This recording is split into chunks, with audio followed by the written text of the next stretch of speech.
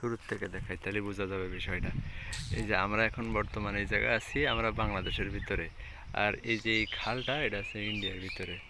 এই যে এটা বাংলাদেশের ভিতরে, আমরা এই জায়গায়। আর এই খালটা ইন্ডিয়ার ভিতরে। ওই যে ওই পারে যে দেখা যাচ্ছে, এটা বিএসএফ ক্যাম্প। হ্যাঁ, এই যে এই খালটা, কিন্তু খালটা পুরাটাই ইন্ডিয়া। তো খালের এই পারে কোনো পাখি থাকে না। এই যে যত দেখা যাচ্ছে, এই যে এইগুলা, এইগুলা সব কিন্তু পাখি। এই যে হাঁস পাখি, বড় বড়, ওই যে যেগুলার আর কি বকের চেয়ে বড় বড় আর কি, শালুক পাখি বলে। এগুলো আছে সব শালুক পাখি। হ্যাঁ, এই যে এই পাশেও আছে সব, এই যে শালুক পাখি এগুলো, এই যে বড় বড়। আর এই যে কালো করে দেখা যাচ্ছে, এইগুলো আছে হাঁস পাখি। এই যে হাঁস পাখি, এই যে হাঁস পাখিগুলা, এই যে হাঁস পাখি। আরে বাপ রে, কত হাঁস পাখি, দুনিয়ার হাঁস পাখি। এই হাঁস পাখিগুলা কোনো সময়ের জন্যই বাংলাদেশের এই পাশে থাকে না।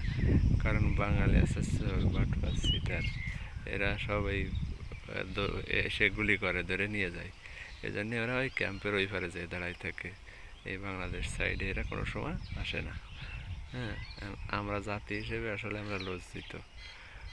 ঠিক আছে, এই যে বিএসএফ ক্যাম্পের নিচেই ওরা কি সুন্দর যে দাঁড়ায় আছে। কারণ ওরা জানে যে এরা কখনো আমাদের আক্রমণ করবে না। কিন্তু বাংলাদেশ সাইডে আসলে আমরা আর বাঁচবো না। ঠিক আছে।